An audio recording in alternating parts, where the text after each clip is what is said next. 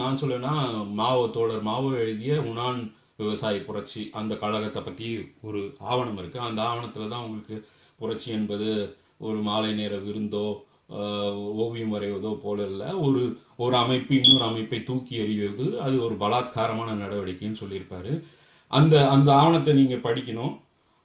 அதே அதே நேரத்தில் நம்ம தலைவர் எழுதிய இந்த ஆவணத்தை நீங்கள் படிக்கும்போது அதில் கிடைக்கக்கூடிய நிறைய தகவல்களை இதில் வந்து கொடுத்துருக்காரு நமக்கு.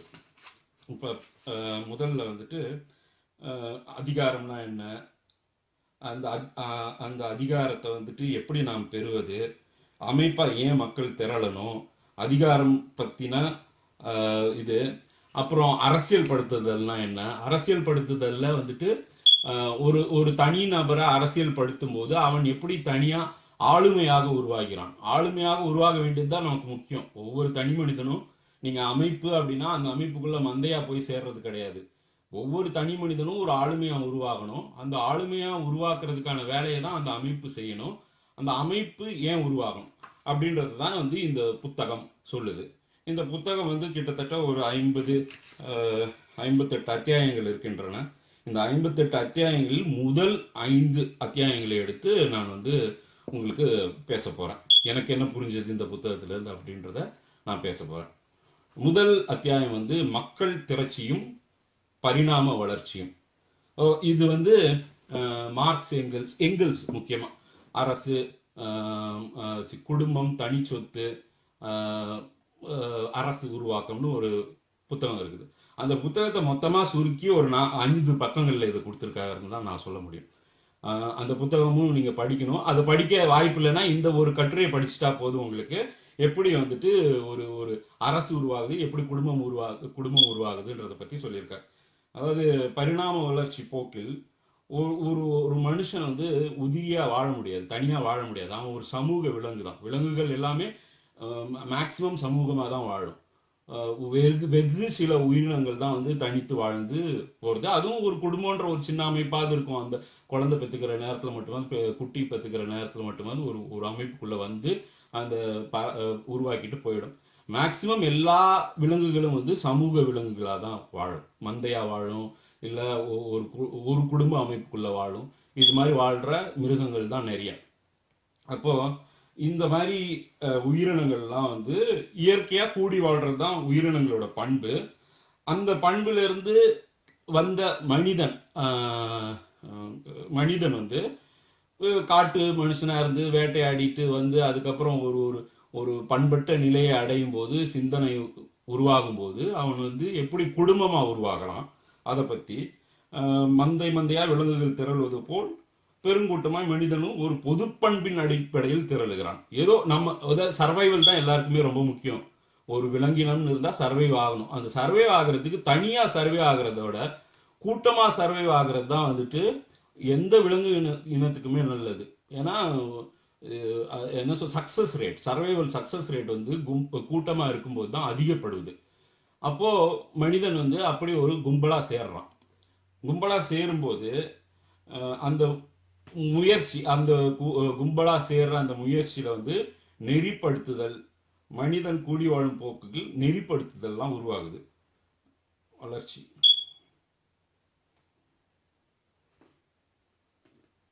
ஸோ இந்த நெறிப்படுத்துதல்ன்ற போக்கில் தான் கொள்கை, கோட்பாடு, குறிக்கோள், இலக்கு, சட்டம், விதிகள், விசாரணை, தண்டனை போன்ற வரையறைகள் உருவாகின்றன. ஏன் அப்படின்னா கும்பலாக சேர்ந்து வாழும்போது உங்களுக்கு எல்லாருக்கும், நமக்கு எல்லாருக்கும் வந்து ஏதோ ஒரு சட்டம் தேவைப்படுது. யார் வேணால் எப்படி வேணால் இருக்கலாம் அப்படின்னு இல்லாமல் நாம் எல்லாம் ஏதோ ஒரு வகையில் வந்துட்டு சட்டங்களை உருவாக்கி, கொள்கைகளை உருவாக்கி வரணும். ஸோ இந்த இதில் வந்து சமூக பண்பாட்டு உறவுகளின் அடிப்படையில் ஒரு குடும்ப அமைப்பின் தகுதியும், பொருளாதார அரசியல் உறவுகளின் அடிப்படையில் அதன் வலிமையும் தீர்மானம். ஆகச்சிறிய அழகு அமைப்பு அப்படின்னா கூடி வாழ்றது, இதெல்லாம் ஒரு அமைப்பாக ஆகுதுன்னு வச்சுக்கணும். ஆகச்சிறிய அழகானது வந்துட்டு குடும்பம், ஆகப்பெரிய அழகானது வந்து ஒரு நாடு, அரசு. அந்த அரசுக்கும் குடும்பத்துக்கும் இடையில வந்துட்டு உங்களுக்கு உருவாகக்கூடியது வந்துட்டு சாதி, இனம், மொழி, இந்த மாதிரி மதம், இந்த மாதிரி விஷயங்கள்லாம் வெவ்வேறு அமைப்புகள். இந்த குடும்பம்ன்ற ஆகச்சிறிய அமைப்புக்கும் அரசுன்ற ஆக பெரிய அமைப்புக்கும் இடைப்பட்டது தான் வந்து இதெல்லாம் இருக்குது. ஸோ ஒரு மனிதன் வந்து தனியாக இருக்க முடியாது. அந்த மனிதன் வந்துட்டு இந்த எல்லா அமைப்புகள்லையும் உறுப்பினராக தான் இருப்பான். அவன் வந்து ஒரே நேரத்தில் வந்து குடும்ப உறுப்பினராகவும் இருப்பான், சாதி உறுப்பினராகவும் இருப்பான், மத உறுப்பினராகவும் இருப்பான், அரசில் ஒரு உறுப்பினராகவும் இருப்பான். இந்த சாதி மதம் இவைகள் வந்துட்டு அடிப்படை கூறுகளாக அமைகின்றன. ஒரு மனிதனோட சிந்தனை ஓட்டத்தை தீர்மானிக்கும் அடிப்படை கூறுகளாக அமைகின்றன. அரசு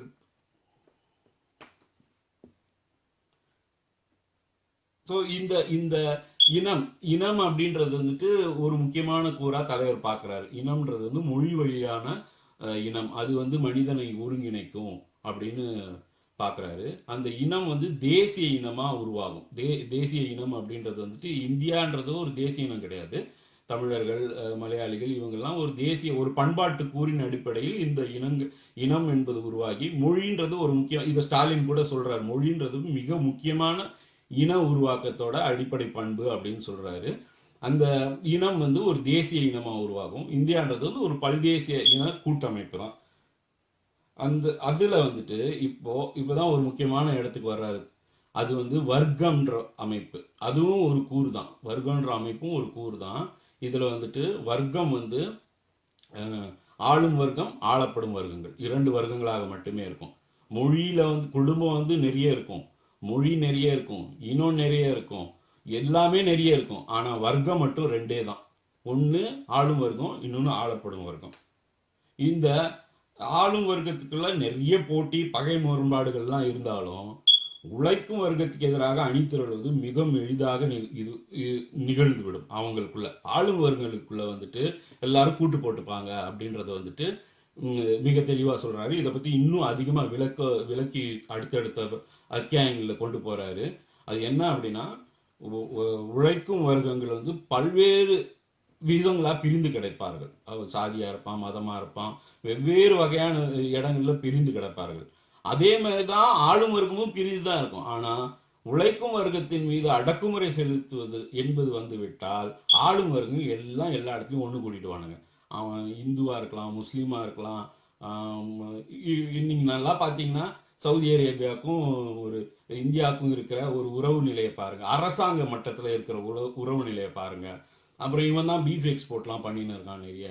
ஸோ அந்த இடத்துல நீங்கள் பார்த்தீங்கன்னா அங்கே முஸ்லீம்ஸ் இருப்பான், பிராமின்ஸ் இருப்பான், அப்புறம் வந்துட்டு வேற என்ன ஜாதிக்காரனும் இருப்பான், எல்லாருமே இருப்பாங்க. அவங்கெல்லாம் வந்து அதிகார மட்டத்தில் மிக உயர்ந்த இடத்துல உட்கார்றவங்க எல்லாருக்கும் இந்த சாதி மதம் இனம் எதுவும் பிரச்சனையே கிடையாது. அவங்களுக்கு வந்துட்டு அவன் பூரா கூட்டு போட்டுட்டு நம்மளை வந்து கொள்ளையடிப்பானுங்க.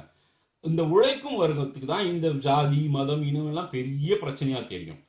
ஸோ அதை தான் இவர் சொல்றாரு. அவங்களுக்கு எவ்வளோ போட்டியும் பகை முரண்பாடும் இருந்தாலும் அவங்க இந்த உழைக்கும் வர்க்கத்தை உழைக்கும் வர்க்கத்துக்கு எதிராக அணிதிரளும் போது ஒன்னா சேர்ந்துருவாங்க.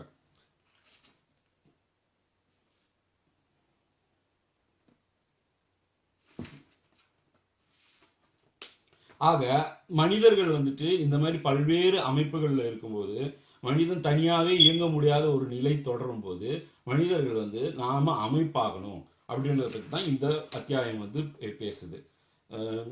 நாம் வந்து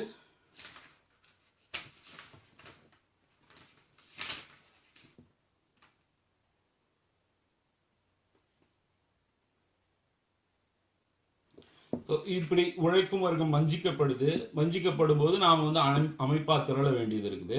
ஸோ இந்த அமைப்பா திரளுவதற்காக நாம் என்னெல்லாம் பண்ணணும் அப்படின்றது தான் முதல் சாப்டர் வந்துட்டு சொல்லுது. அதிகாரத்தை வென்றெடுக்கணும். அதிகாரம்ன்றது வந்து ஆளும் வர்க்கங்கள் கிட்ட மட்டுமே இருக்குது. அந்த அதிகாரத்தை நாம் எப்படி ஆளும் வர்க்கத்துக்கிட்ட இருந்து வென்றெடுக்கணும், அந்த வென்றெடுக்க தேவையான வேலையை வந்து அமைப்பு தான் செய்ய முடியும் அப்படின்றத பற்றி தான் வந்துட்டு முதல் அத்தியாயம் பேசுது. அடுத்த அத்தியாயத்தோட தலைப்பு வந்து அதிகார பகிர்வும் சனநாயக நுகர்வும் அப்படின்றது.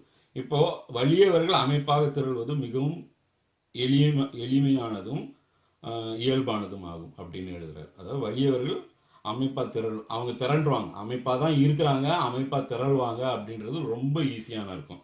ஆனா இந்த இந்த உழைக்கும் வர்க்கம் வந்து திரளவே முடியாது. திரள முடியாம எத்தனையோ தடைகர்களை அவங்களே ஆளும் வர்க்கங்களே ஏற்படுத்தி வச்சிருக்கோம். அப்போ மனிதன் வந்து அவனுக்கு வந்து பரிணாம வளர்ச்சி போக்கில் அவனுக்கு ஏற்பட்ட அறிவு அப்படின்றத வச்சு தான் இந்த வலியவர்கள் திரள்றதும் வலிய எளியவர்களை திரளாம வைக்கிறதும் நடந்துகிட்டு இருக்குது. இந்த அறிவு வந்துட்டு உழைப்பு உழைப்பு தான் இந்த அறிவாற்றலை தீர்மானிக்குது. நாம் ஏதோ ஒரு வகையில் உழைச்சி தான் இந்த அறிவை கொண்டு வந்திருக்கோம். விலங்கு போல் வாழ்ந்த ஒரு நிலையிலிருந்து நாம் எப்படி ஒரு ஒரு சின்ன கல் எடுத்து வேட்டையாட முடியும். அந்த வேட்டையாடுறப்ப வந்து கோஆர்டினேஷன் தேவைப்படுது மனிதர்களுக்கு இடையே வந்துட்டு. அவங்க அப்போ கோஆர்டினேட் பண்ணும்போது அவனுக்கு இன்னும் அறிவு வளருது. அப்புறம் குடும்பம் உருவாகுது, அவனுக்கு இன்னும் அறிவு வளருது. அப்புறம் குடும்பம் உருவாகும் போது வெவ்வேறு வகையான பண்பாட்டு கூறுகள் உள்ள வந்து அறிவு பெருக்கிக்கிட்டே போகிறோம். மனிதர்கள் வந்துட்டு இப்படி பெருக்கிக்கிட்டே போகிற இந்த அறிவு வந்துட்டு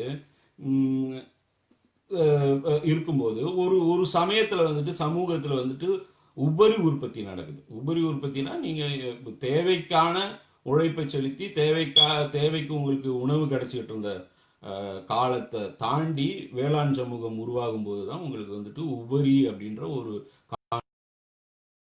உபரி உற்பத்தி நடக்கும்போது தான் சுரண்டலும் உள்ள நுழையுது. அப்போதான் வந்து இந்த வர்க்கங்கள் ரெண்டாக பிரியுது. அதுக்கு முன்னாடி வரைக்கும் வர்க்கங்கள் கிடையாது. அப்போதான் வந்துட்டு சில பேர் வந்து நிறைய உபரி உற்பத்தி செய்கிறான், இல்லை மற்றவங்களை சுரண்டி அந்த உற்பத்தியை திருடி வச்சுக்கிறான். இதெல்லாம் நடக்கும்போது தான் வர்க்கங்கள் உருவாயிடுது. இதை தக்க வைக்கிறதுக்கு இந்த உபரி உற்பத்தியும் அதை தக்க வைக்கிறதுக்காக தான் முதலில் அதிகாரம் அப்படின்ற விஷயமே உருவாகுது. சுரண்டுவதற்காக, மக்களை சுரண்டுவதற்காகவும் உபரி உற்பத்தியை தனக்கே தக்க வச்சுக்காகவும் ஒரு அதிகாரம், அரசியல் அதிகாரம் உருவாகுது. இந்த இந்த அரசியல் அதிகாரத்தை தக்க வச்சுக்கிறது தான் ஆளும் வர்க்கங்கள் வந்து மிக குறியாகவே இருப்பாங்க. அப்போ இதுக்கு எதிராக எளிய மக்கள் அமைப்பாக திரள்வது அவ்வளோ எளிதானதாக அல்ல, இருப்பதே இல்லை எப்பவுமே சமூகத்தில் வந்துட்டு. ஸோ இதை சாதிக்கணும், நாமளும் இதை திரளணும் அப்படின்னா ஆளும் வர்க்கங்கள் எப்பவுமே இயங்கிட்டு இருக்கும். ஆனா நாம அமைப்பா திரண்டே ஆக வேண்டியது இருக்கு. ஏன் அப்படின்னா தனி மனிதர்களால் இது வந்து போராட முடியாது. தனி மனிதர்களா நாம போய் போராடிக்கிட்டு இருக்க முடியாதுன்ற ஒரே காரணத்தினாலதான் நாம வந்து அமைப்பா திரண்டு போராடணும். பார்த்தா ஒரு 10% கூட இருக்க மாட்டான். ஆனா உழைக்கும் வர்க்கங்கள் தான் இங்க வந்துட்டு, ஆளப்படும் வர்க்கங்கள் தான் வந்து 90% இருப்பான். ஆனா இந்த 90% பிரிஞ்சு கிடக்குறான். இந்த பிரிஞ்சு கிடக்கிற அத்தனை பேரும் வந்துட்டு தங்களை வந்துட்டு அணி திரட்டி கொள்ள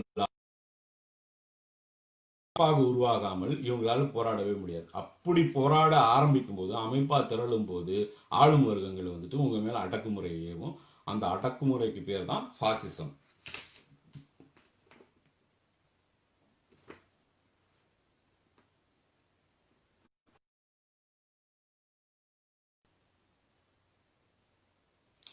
இப்படி இப்படி ஆளும் நடந்துகிட்டே இருக்கும்போது வந்துட்டு இந்த இந்த இந்த இடத்துலதான் வந்துட்டு சனநாயகம் அப்படின்றது அப்படின்னா உங்களுக்கு ஒரு கொஞ்சமான அடிப்படை தேவைகளை கொடுக்கும். அந்த அடிப்படை தேவைகளை கிடைச்சிட்டா உங்களுக்கு திருப்தி அடைஞ்சிருவீங்கன்ற ஒரே காரணத்துக்காக உங்களுக்கு வந்துட்டு இந்த ஜனநாயகத்தின் மூலமா வந்துட்டு அதிகாரங்களை பகிர்ந்து அளிக்கிறதுக்கான ஏதோ சின்ன சின்ன வேலைகளை செஞ்சுக்கிட்டே இருக்குது. அந்த மாதிரி சின்ன சின்ன வேலைகள்ல தான் வந்துட்டு உங்களுக்கு ஒரு சட்டம், நீதி, நிர்வாகம் இதெல்லாம் கொடுத்து உங்களை வந்துட்டு எல்லாம் நியாயமா நடந்துக்கிறோம், எல்லாம் நியாயமா தான் இருக்கிறோம் அப்படின்றத வந்துட்டு சொல்றதுக்காக இது வந்து செய்வாங்க. அப்போ அப்படி ஒரு பகிர்ந்தளிக்கும் வகையில் தான் இடஒதுக்கீடு என்னும் சமூக நீதி ஆளும் வர்க்கத்தினால அனுமதிக்கப்பட்டுள்ளது. அதாவது இடஒதுக்கீடு நீங்க ஜெயிச்சு வாங்கிட்டோன்னு நினைச்சிட்டு இருக்கிறோம். ஆனா ஆக்சுவலி பார்க்க போனா ஆளும் வர்க்கம் உங்களுக்கு வந்துட்டு அதை வந்து ஒரு அது கொடுக்குது, அதுதான் கொடுத்துருக்கு உங்களுக்கு.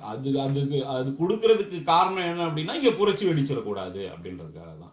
இப்ப பிரிட்டிஷ் அரசாங்கம் தான் இதை கொடுக்குது அப்படின்னா அவங்க நல்லவங்க அப்படின்றதுக்காக, ஆமா இவங்கெல்லாம் பாவம் கஷ்டப்படுறாங்க அப்படின்றதுக்காகலாம் கொடுக்கல. அவங்க இங்க ஆண்டுகிட்டு இருக்கிறாங்க. ஆண்டுகிட்டு இருக்கும்போது இங்க வந்து சில மக்கள் இப்படி ஒதுக்கப்படுறாங்க. இந்த ஒதுக்கப்பட்ட மக்களிடையே இருந்து கிளர்ச்சிகள் எதுவும் வரக்கூடாதுன்ற ஒரு நோக்கமும் ஆளும் வர்க்கத்துக்கு எப்பவுமே இருக்கும். அதுதான் வந்துட்டு இங்க சொல்றாரு, அவங்க தான் கொடுக்குறாங்க அப்படின்னு சொல்றேன். அப்போ அந்த சமூக நீதி கோட்பாடு ஆளும் வர்க்கத்தினால் ஏற்கப்படுது. நாம அந்த கோரிக்கை வைக்கும்போது ஆளும் வர்க்கத்தினால அது ஏற்கப்படுது. தாழ்த்தப்பட்ட பழங்குடி மக்கள், இப்ப இங்க இன்னொன்னு என்ன கொண்டு வர்றாங்கன்னா, இதெல்லாம் ஏட்ட அளவுல இருக்குது. ஆனா சரியா வருதா அப்படின்னு தான் இப்ப கேள்வி இருக்குது. சரியா நடந்துட்டு இருக்கா? ஓபிசி இடஒதுக்கீடுக்கு என்ன நடந்துட்டு இருக்குன்னு இன்னைக்கு பாக்குறோம். அவங்களுக்கு மொத்தமா தூக்கி போட்டுற போறாங்க. ஓபிசி இடஒதுக்கீடு இனி இருக்குமா அப்படின்ற ஒரு சந்தேகமா இருக்கு. அதே மாதிரி எஸ்சி எஸ்டிக்கான இடஒதுக்கீடு நாம பார்த்துட்டு தான் இருக்கோம். நிரப்பப்படுவதே கிடையாது. நாம கான்ஸ்டியூஷன்ல இருக்கு, எல்லா இடத்துலயும் இருக்கு. இவ்வளோ இருக்குது. 70 ஆண்டு காலம் ஆச்சு. 70 ஆண்டுகள்ல எத்தனை பேர் பேலம் வந்திருக்கணும், எத்தனை பேருக்கு அது கிடைச்சிருக்கணும் அப்படின்னு பார்த்தா ஒப்பீட்டு அளவுல ஒண்ணுமே இல்லை. இந்த இந்த மக்கள் முன்னேறவே இல்லை அப்படின்றது தான் தெரியுது. ஓபிசி இடஒதுக்கீடுன்றது 90கள் வரைக்கும் கிடையவே கிடையாது.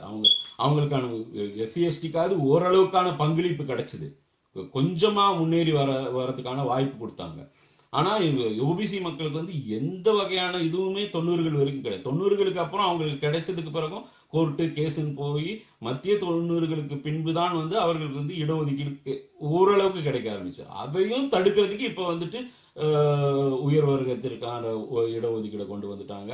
அப்புறம் வந்துட்டு அந்த இடஒதுக்கீடுல கிரீமி லேயர்னு புதுசா ஒண்ணு கொண்டு வராங்க. அந்த கிரீமி லேயரை நீங்க போய் படிச்சு பார்த்தீங்கன்னா 12 லட்சம் வரம்பு வைக்கிறான். 12 லட்சம் வரம்பு வச்சதுனால நான் எல்லாரும் சந்தோஷப்படுறாங்க. ஆனா உள்ள போய் பார்த்தா வந்துட்டு அவன் வந்து குடும்ப இன்கம், சம்பளம், மாச சம்பளம் இதெல்லாம் சேர்க்க ஆரம்பிச்சிட்டான். அதுக்கு முன்னாடி அது கிடையாது. ஸோ இது வந்து அதிகாரங்களை நுகர முடியாத வகையில் நசுக்கப்படுவார்கள். அவங்க வந்து நசுக்கிட்டே இருப்பாங்க.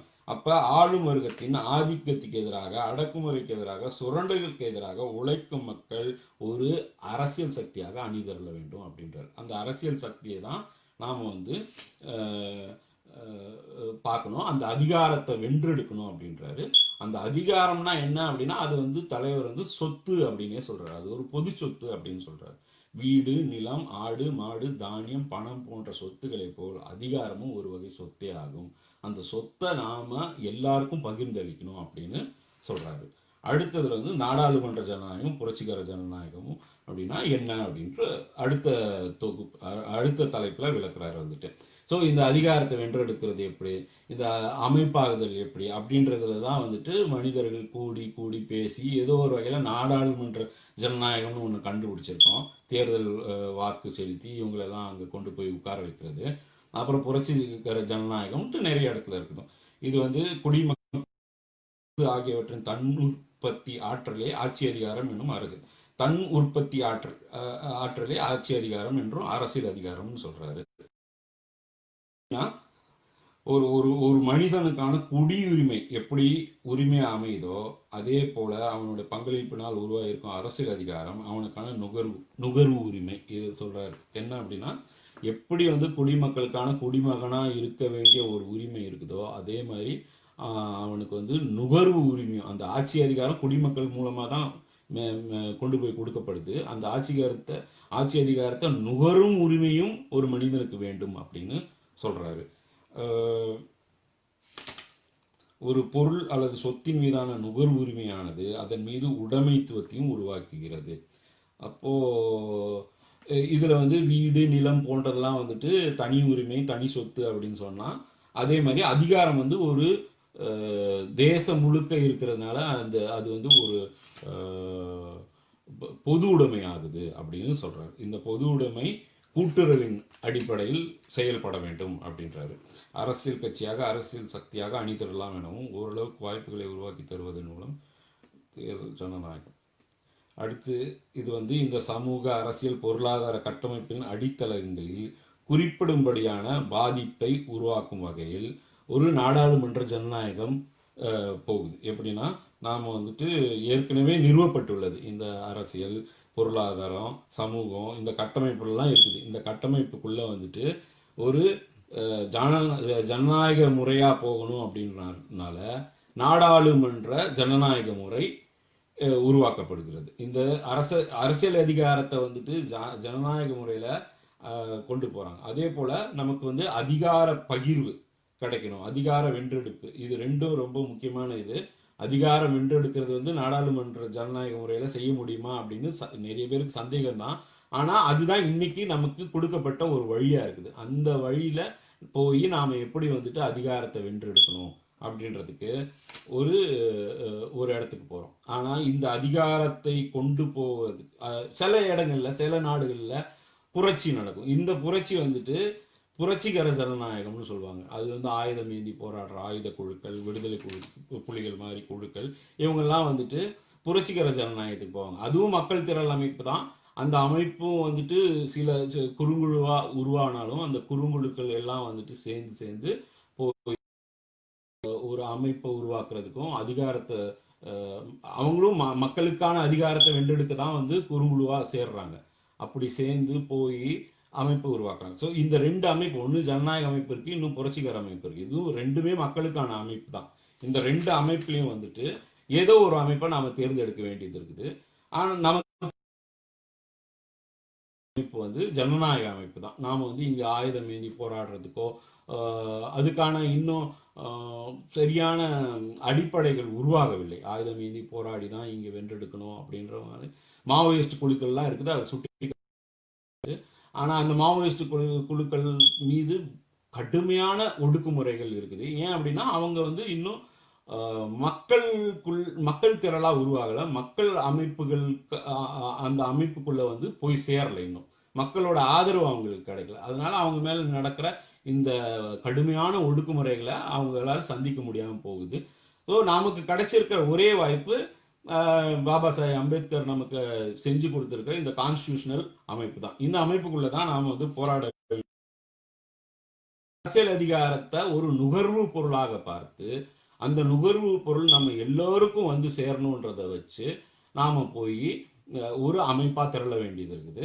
ஆகவே மக்கள் ஒரு வடிவமாய் ஆற்றலாய் அணிதிரண்டு அமைப்பாக சொல்றாரு. இப்போ அடுத்து இந்த ஒரு சாப்டரும் ஒரு ஸ்டெப்பு தான்.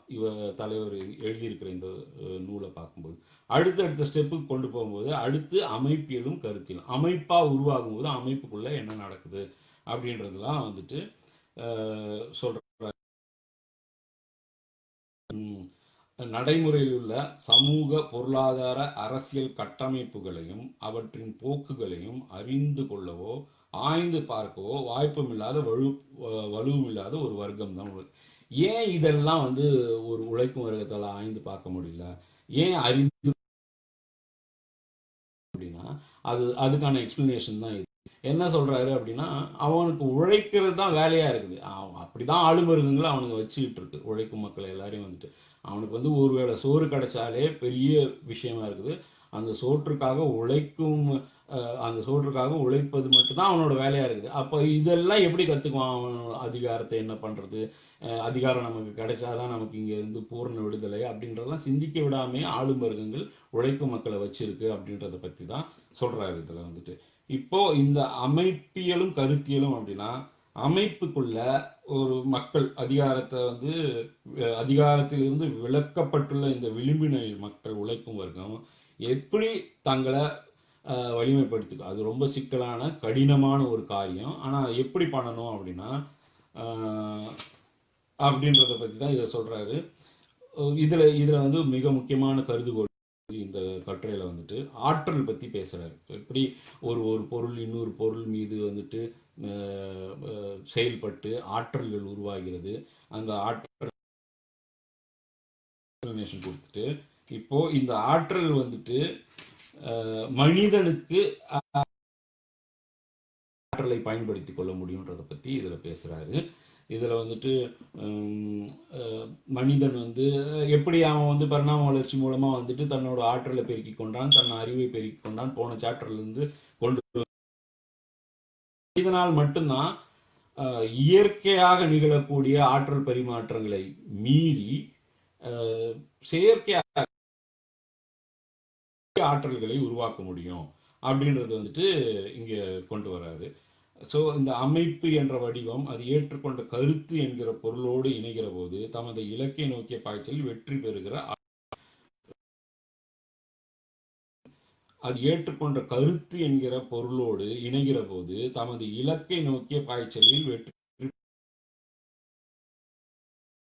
ஒரு கேள்வி வரும்.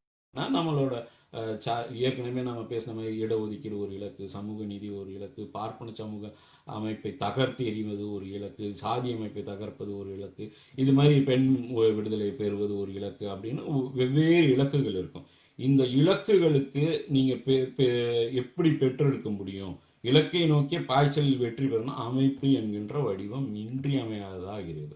இந்த அமைப்பு தான் ஏற்றுக்கொண்ட ஒரு கருத்தை மையப்பொருளாக வைத்து அதோட இணையும் போது தான் வந்துட்டு அந்த இலக்கை நோக்கி நீங்கள் பாய முடியும், அந்த ஆற்றல் நமக்கு கிடைக்கும் அப்படின்றத பற்றி இதில் வந்துட்டு தெளிவாக சொல்கிறாரு. இந்த கருத்து, அடிப்படை கருத்துல இருந்தால் உங்களுக்கு கொள்கை, கோட்பாடு, இந்த விஷயங்கள்லாம் உருவாக போகுது. கட்டம் ஸோ வேணும் என்ன, கோட்பாடுனா என்ன, இதெல்லாம் நமக்கு நல்லாவே தெரியும். நம்ம வந்துட்டு ஒரு கொள்கையை உருவாக்கணும், அதுக்கு கோட்பாடு அப்படின்னா அதுக்கான சட்டத்திட்டங்கள், வரையறைகள், விதிகள் இதெல்லாம் வந்து உருவாக்க வேண்டியது இருக்கும். ஸோ இந்த ஒரு அமைப்புக்குள்ள மக்கள் திரள் வந்து சேரும்போது அந்த மக்கள் திரள் கருத்தியலை சரியாக உள்வாங்க வேண்டும். கருத்தியல்கள் எல்லாம் உள்வாங்கினா தான் வந்துட்டு அவங்க வந்து இந்த இலக்கை எட்டுவதற்கான சாத்தியங்கள் வரும். வெறும் மந்தைகளா போயிட்டு இருந்தோம்னா வந்துட்டு இலக்கை எட்டவே முடியாது நம்மளால. ஸோ அமைப்புக்குள்ள மக்கள் திரளணும் போது கருத்தியல் விவாதம் அப்படி உருவாகினா கொள்கைகள், கோட்பாடுகள், அடுத்த கட்டம் அதெல்லாம் புரிஞ்சுக்கணும். இதெல்லாம் புரிஞ்சுக்கிட்டு அந்த அமைப்புக்குள்ள செயல்படும் போது தான் நாம் வந்து பெரிய ஆற்றலாக, பேராற்றலாக உருவாக முடியும். மக்கள் திரள் வந்து பேராற்றலாக உருவாக முடியும். அப்படி உருவாகும் போது தான் வந்துட்டு நாம் வந்து இந்த அரசியல் அதிகாரத்தை வென்றெடுக்க முடியும். அதுக்கு முத நீங்கள் வந்து அமைப்பாகணும் அப்படின்றது தான் வந்துட்டு முக்கியமானது. அதுவும் முக்கியமாக அதிகாரத்திலிருந்து விலக்கப்பட்ட விளிம்பு நிலை மக்களுக்கான ஒரு அதிகார வென்றெடுப்பு தான். அடுத்து இந்த இந்த இலக்கு 5வது, இப்போ இலக்கை செட் பண்ணியாச்சு. நாம கருத்து எல்லாம் இருக்குது நம்ம கிட்ட. அப்புறம் வந்து அதுக்கான கோட்பாடுகள், கொள்கைகள் எல்லாத்தையும் உருவாக்கி வச்சிருக்கோம். இப்போ மக்கள் வந்து அதில் சேரணும். அப்போ வந்துட்டு தெளிவான இலக்கு கொண்டு வலுவான அமைப்பை அமைத்தால்தான் நம்மளால் வந்து நம்ம அடுத்த கட்டத்துக்கு அது போக முடியும், வென்றெடுக்க முடியும் நம்மளோட கோரிக்கைகளை அப்படின்றத பற்றி தான் இந்த சாப்டர் பேசுது. ஒவ்வொரு இது வந்துட்டு இலக்குனா என்ன அப்படின்றத பற்றி அடுத்து சொல்கிறார். இலக்கு வந்து உங்களுக்கு அந்த தனி மனித இலக்கும் கூட இருக்கும். உங்களுக்கு வந்துட்டு சாப்பிட்றது, கூட போய் ஒரு தேநீர் சாப்பிட்றது ஒரு இலக்கு தான். இன்னைக்கு ஏதாவது ஒரு கட்டுரை எழுதணும் அப்படின்றது ஒரு இலக்கு. இப்போ தனி மனித இலக்குகள் இருக்கும். இந்த இலக்குகளை செய்கிறதுக்கு நாம் வந்துட்டு தொடர்ச்சியாக வந்துட்டு ஏதோ பண்ணிக்கிட்டே தான் இருப்போம். இது தனி மனித இலக்குகளை வந்துட்டு நீங்கள் பெருசாக அமைப்பாக வேண்டிய அவசியம்லாம் எதுவுமே கிடையாது. நீங்கள் செட் பண்ணுறீங்கன்னா வேணால் அமைப்பாகலாம். எல்லாரும் சேர்ந்து நம்ம வந்து சந்தோஷமாக இருப்போம் அப்படின்னா ஒரு அமைப்பு தானாகவே ஒரு அமைப்பு உருவாகிடும் அந்த இடத்துல. நீ வந்து இதை வாங்கினோம், நீ அதை வாங்கினோம், நீ இதை கொண்டு வா, அதை கொண்டு வா, நீ இந்த வேலையை பார்த்துக்கோ அப்படின்னு சொல்லிட்டு எல்லாரும் அதை கூடி பேசி ஒரு அமைப்பாகவே ஒரு ஒரு ஒரு சாப்பாடு பார்ட்டியோ ஏதோ ஒரு பார்ட்டி நடத்துவாங்கன்னு வச்சுக்கோங்க. அப்போது ஆனால் தனி மனித இலக்குகளுக்கு வந்து அது தேவைப்படாது. ஆனால் நாம் வந்து குறிப்பாக இந்த சமூகத்தை மாற்றி அமைக்க வேண்டிய இலக்குகளுக்கு வந்துட்டு உங்களுக்கு தெளிவு இருக்கணும். தெளிவுக்கு வந்துட்டு ஒரு அமைப்பு உருவாகணும். நிலையான வலுவான ஒரு அமைப்பு தேவைப்படுகிறது. அந்த இலக்கை எட்டும் வரையிலான கால அளவில் நிலை குலைந்து விடாமல் நீங்க இலக்க நோக்கி பயணப்படும் போது ரொம்ப வலுவாக இருந்து இழந்து விடாமல், போராட்டத்தில் இழந்து விடாமல் இருக்கணும். எவ்வளவோ ஆளும் வர்க்கங்கள் வந்து உங்களை தடை செய்யும், இல்லை ஏமாற்றும், இது தர்றோம்னு சொல்லும். நம்ம ஜாதி அமைப்பு தகர்க்கணும் அப்படின்னா இடஒதுக்கீடு தர்றோம். சரி ரைட், நம்ம அதை வாங்கி வச்சுக்கிட்டு போகிறோம். அதை இடஒதுக்கீடையும் வந்துட்டு உங்களுக்கு வந்து எந்த ஒரு உருப்படியும் இல்லாமல் செஞ்சுக்கிட்டு இருக்கிறோம். அப்போது வந்துட்டு இதுதான் செய்வாங்க அவங்க. அப்போது நாம் வந்து தொடர்ச்சியாக சாதி அமைப்பை தகர்க்க வேண்டும் அப்படின்றது தான் நம்மளோட கடைசி கட்ட இலக்காக இருக்கணும். அது அது அப்புறம் பெண்ணடிமைத்தனம் எல்லா பல்வேறு விஷயங்கள் இருக்குது. நம்மளுக்கு வந்து சாதி அமைப்பை தகர்க்கணும் அப்படின்றது ஒரு ஒரு இலக்காக வச்சுக்கிட்டு போகும்போது இது மாதிரி இடை சோதனைகள், இடைப்பட்ட நிலைகள் எல்லாமே வரும். ஆளும் வர்க்கங்கள் அதுக்கெல்லாம் அவனியும் தரும். அவனியும் தர்றா மாதிரி தந்துட்டு அதையும் மறைச்சு எடுத்துருவான். இதுதான் இந்த வந்து இது இலக்கை செட் பண்ணிட்டு நாம போகும்போது சின்ன சின்ன இலக்குகள்னா நம்ம வந்து போயிடலாம். ஆனால் லட்சக்கணக்கான மக்கள் அணிதிரளும் போது ஒரே ஒருமித்த கருத்துடன் கட்டுக்கோப்புடன் அது வழி நடத்தப்பட வேண்டும். அதற்கு நெறிமுறைகள், விதிமுறைகள் எல்லாம் உருவாக்கணும். ஏன் அப்படின்னா அவ்வளோ பேர் வந்து சேரும்போது எல்லாரும் அவங்கவுங்க இஷ்டத்துக்கு எதுவும் பண்ணின்னு இருக்க முடியாது. அப்போது இந்த அமைப்பு உருவாகும் போது கட்டுக்கோப்போட போகணும். இந்த இலக்கை நோக்கி தான் போகிறோன்றதை செட் பண்ணிடணும். கொள்கைகள், கோட்பாடுகள் போகிறோம். அப்புறம் இது எப்படி இந்த விதிமுறைகள் எல்லாம் சேர்ந்து ஒரு அமைப்பாக உருவாகுதுன்றதை பற்றி தான் இந்த சாப்டர் பேசுது. ஒரு அமைப்பு எத்தகைய வடிவத்தையும் வலிமையும் பெற வேண்டும் என்பதை அதன் கட்டமைப்பை தீர்மானிக்கும். கோட்பாடு, நோக்கம், கொள்கை, குறிக்கோள், சட்டம், விதிகள், பாதுகாப்பு, நிர்வாகம், அதிகார பகிர்வு எல்லாமே இந்த அமைப்புக்குள்ளே வந்துட்டு கிளீனாக செட் பண்ணிட்டு தான் போக வேண்டியது இருக்கும். இது ரொம்ப முக்கியமான இடம். அடைய வேண்டிய இலக்கிற்கும் அவ்விலக்கை அடைய விரும்பும் மக்கள் கடற்பதற்கான ஆற்றலை வழங்கும் கருவிதான் அமைப்பு. அதாவது நமக்கு ஒரு இலக்கு இருக்கு, அதை அடைய விரும்புறதுக்கான மக்கள் இருக்கிறாங்க. அந்த மக்களுக்கும் அந்த இலக்குக்கும் உள்ள தூரத்தை கடக்கிறதுக்கான ஒரு ஆற்றலை கொடுக்கும் கருவிதான் அமைப்பு. இந்த அமைப்பு இல்லாம இந்த இலக்கையே அடைய முடியாது அப்படின்றது தான் இதில் வந்து எக்ஸ்பிளைன் பண்ணிட்டு போறாரு. அந்த மக்களை எந்த மக்களுக்கெல்லாம் அந்த இலக்கு தேவையோ அந்த மக்களெல்லாம் ஒருங்கிணைத்து அவங்களை எல்லாரும் ஆளுமைகளாக உருவாக்கி செயல்திறன் மிக்கவர்களாக அரசியல் படுத்தி கட்டுக்கோப்புடன் பெறுவதாக அமைப்பு விளங்குகிறது. அத்தகைய அதிகாரமானது மக்கள் திரளிலிருந்து, அந்த அதிகாரம் மக்கள் திரளிலிருந்து உற்பத்தியானது நமக்கு ஏற்கனவே தெரியும். இப்போ வந்து அந்த அமைப்பை உருவாக்கினா தான் இதை வந்துட்டு நாம் வந்து செயல்படுத்தவே முடியும்.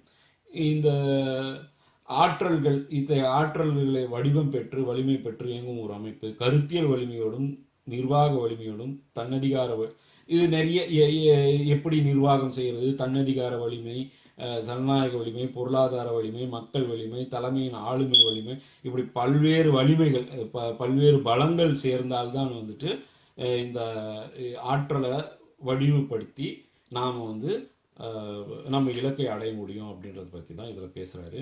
இலக்கை நோக்கிய பயணத்தில் அமைப்பு அல்லது கட்சியும் அவற்றை சார்ந்த சமூகத்தை அல்லது மக்கள் திரளையும் அதிகார வலிமை மாற்றுவது தான் நோக்கமாகும். இப்போது இந்த சாப்டரில் வந்துட்டு நாம் வந்து ஏன் அமைப்பாகணும், அத்தகைய தெளிவை பெற்று சூழல் தொடர்பான சமூக, பொருளாதார, அரசியல் மற்றும் வரலாற்று பின்னணியை அடிப்படை கொண்டு கருத்தியலை அறிவோம். ஸோ இதுதான் ஃபஸ்ட்டு 5 சாப்டர்ஸ் செட் பண்ணிடுறாரு. இந்த புக்கில் அடுத்தடுத்து போக போக போக இன்னும் இது எப்படி கொண்டு போகிறது, முரண்கள் எங்கே வரும், மாற்றங்கள் எங்கே வரும், நட்பு முரண்கள்னா என்ன, பகை முரண்கள்னா என்ன, அடுத்தடுத்து கொண்டு போயிட்டே இருக்காரு. இந்த அமைப்பை உருவாக நடக்க போகுது அப்படின்றத இந்த புக்கில் சொல்கிறார். தலைமைனா என்ன, தனிநபர் பாத்திரம் என்ன, அமைப்பும் அதிகாரமும், இது போல் விளக்கிக்கிட்டே போகிறது தான் வந்துட்டு. ஆனால் இந்த ஃபஸ்ட்டு 5 சாப்டர்ஸ் வந்து ரொம்ப இம்பார்ட்டண்டான சாப்டர்ஸ்ன்னு நான் நினைக்கிறேன். ஏன் அப்படின்னா ஃபஸ்ட்டு குடும்பன்ற அமைப்பு, அரசுன்ற அமைப்பை எக்ஸ்பிளைன் பண்ணிவிட்டு அடுத்தடுத்து கொண்டு போகிறார் அவர். இந்த அமைப்புகள்லாம் வந்து அதிகாரம் எங்கேருந்து உருவாகுது, அதிகாரத்தை நாம் எப்படி வென்றெடுக்கணும், அதிகார பகிர்வு ஏன் நடக்கணும், அது ஏன் பொது சொத்தாக இருக்கணும், இதை பற்றிலாம் வந்து எக்ஸ்பிளைன் பண்ணுறாரு. ஸோ நீங்கள் வந்து பல்வேறு நூல்களை படித்து அறிந்து கொள்ள வேண்டிய நிறைய விஷயங்களை வந்துட்டு சுருக்கி புரியும்படியான எளிய மொழியில் இருக்குது. ஆகவே நீங்கள் வந்து இந்த நூலை படிக்க வேண்டும், உள்வாங்க வேண்டும், மீண்டும் மீண்டும் இதை வந்து டிஸ்கஸ் பண்ணணும் நீங்கள் உங்களுக்குள்ள அப்படின்றத நான் வேண்டி கேட்டுக்கிறேன். முன்னாடியெல்லாம் வந்து எப்படி அரசியல் அமைப்புகள்லாம் உருவாகுது அப்படின்னா, அது உருவாகும்போது டீ கடை, சலூன் கடைகள் இந்த மாதிரி இடங்கள்ல தான் உருவாச்சு. ஆரம்ப காலகட்டத்தில் வந்துட்டு மக்கள் பேசுவாங்க, அரசியல் பேசுவாங்க. இடையில கொஞ்சம் காலம் வந்துட்டு அந்த மாதிரியான கட்டமைப்புகள் வலுவிழந்து போகுதோன்னு தோணிட்டு இருக்கும்போது தான் இன்னைக்கு இந்த சோஷியல் மீடியான்ற ஒரு பெரும் வரம் நமக்கு கிடைச்சிருக்கு. இந்த சோஷியல் மீடியாவில் வந்து குரூப் டிஸ்கஷன் வச்சுக்கலாம், இந்த மாதிரி லைவ் வீடியோஸ் போடலாம், கூகுள் ரூம்ஸ் இருக்குது, ரூம்களை உருவாக்கி பேசலாம், அரட்டை அடிக்கலாம், ஏதாவது இதெல்லாம் பண்ணி நாம் வந்துட்டு அமைப்பாக உருவாகலாம். இந்த அமைப்பாக உருவாகிறதுக்கான வாய்ப்புகள் இன்னைக்கு இன்னும் நிறையவே இருக்குது. நிறைய அரசியல் பயிலுங்கள். முக்கியமாக இந்த நூலை படிக்கும்போது உங்களுக்கு நிறைய தகவல்கள் இதிலிருந்து மேலே மேலே மேலே போகணும் நீங்கள்லாம் அப்படின்னு சொல்லி நன்றி கூறி விடைபெறுகிறேன். நன்றி, வணக்கம்.